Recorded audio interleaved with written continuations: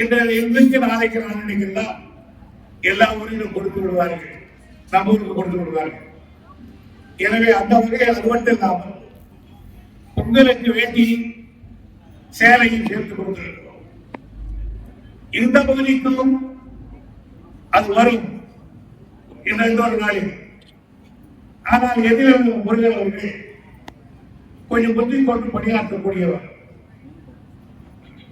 அவர் இந்த பகுதியில் இருக்கிற தாய்மார்களுக்கெல்லாம் அவரால் முடிந்த அளவுக்கு சேலைகள் வேட்டிகளை தருகிற காரியத்தை செய்திருக்கிறேன், நீங்கள் வர வேண்டும் என்று என்னிடத்தில் கேட்டுக்கொண்டார். நண்பர் முருகன் அவர்கள் இந்த இயக்கத்தில் கிடைத்தவர்களே நான் பெருமைப்படக்கூடியவர். காரணம், எதை செய்தாலும் நேர்மையாக செய்து கட்சிக்கு பங்கம் வராமல் நடந்து கொள்ள வேண்டும் என்பதில் ஜாக்கிரதையாக இருக்கக்கூடியவர். எனவே அவர் இன்றைக்கு யாரும் செய்யாத அளவுக்கு இன்றைக்கு புடவைகளை வேட்டிகளை தருவதை முடிகிறது என்று முன்வந்திருப்பது பாராட்டுக்குரியதாகும். இந்த அக்ரஹாரத்தை பொறுத்தவரையில் நான் நீண்ட நாட்களாக அறிவேன். நான் நீண்ட நாட்களுக்கு முன்னால் ராணிப்பேட்டை எம்எல்ஏவாக 2 முறை நான் இருந்திருக்கிறேன். ஆனால் அதற்கு முன்னாலே நான் பேரி கம்பெனியுடைய தலைவராக இருந்திருக்கிறேன். அப்பொழுது இந்த ஊரில் இருந்து நிறைய பேர்கள் பேரி கம்பெனியை வேலை செய்கிறவர்களெல்லாம் என்னை தெரியும். அது எனக்கு பெரிய லாபமாக இருந்தது. 77 ஆண்டுகள். அதுக்கு பிறகு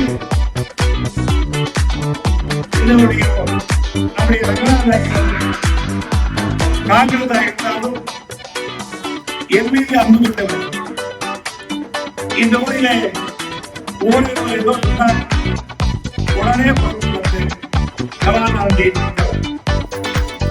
அப்படிப்பட்ட அன்னையில் உள்ள இந்த ஊர் எனக்கு தொடர்பு. எனவே இந்த ஆட்சியை பொறுத்தவரை நீங்கள் இந்த ஆட்சி வந்தது நாங்கள் ஏழைகளுக்கு.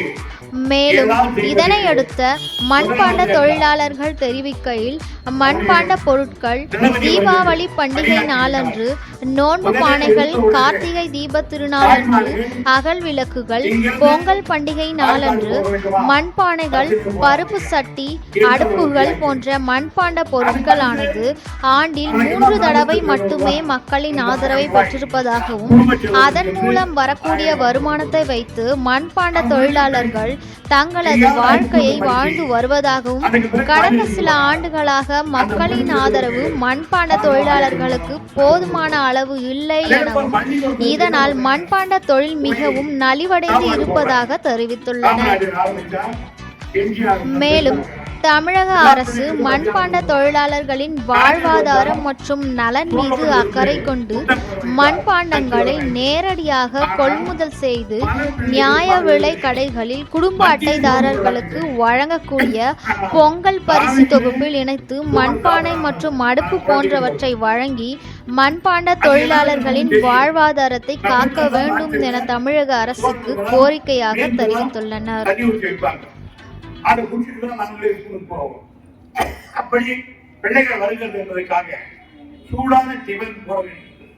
தளபதி அவர்கள் இன்றைக்கு பிள்ளைகளுக்கு இட்லி, உப்புமா, கிச்சடி அவர்களை போட்டுக் கொண்டிருக்கார். நான் கூட சொன்னேன் அவர்கிட்ட வந்தாங்க. மத்தியத்தில் காமராஜர் புண்ணியம், கலைஞர் புண்ணியம், எம்ஜிஆர் புண்ணியம், மத்தியான சோறு, ஸ்டாலின் புண்ணியம், காலையில் டிஃபன், இந்த ராத்திரி புண்ணியம் பண்ணிட்டான். அதுகளுக்கு ஏதாவது டிஃபன் காலையில் போகும்போது கொடுத்துட்டா கப்பாத்தி சாப்பிடலாம். ஒரு காலம் வரும், அதையும் செய்யலாம் என்று அவர்கள் தெரிவித்தார். ஆக இந்த ஆட்சியில நடைபெறுவதுதான் மக்களுக்கு தொண்டு செய்ய வேண்டியது தினமாக இருக்கிறார்கள். எனவே உங்களை எல்லாம் இந்த நேரத்தில் சந்தித்தது எனக்கு மற்ற மகிழ்ச்சி என்பதை எடுத்து கூறி நீண்ட நேரம் உங்களை காக்க வைத்திருக்கிறேன். நீங்களும் பல்வேறு வேலைகளை விட்டுவிட்டு வந்திருப்பீர்கள்.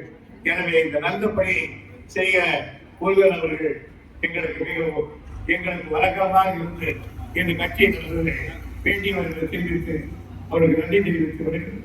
நன்றி, வணக்கம்.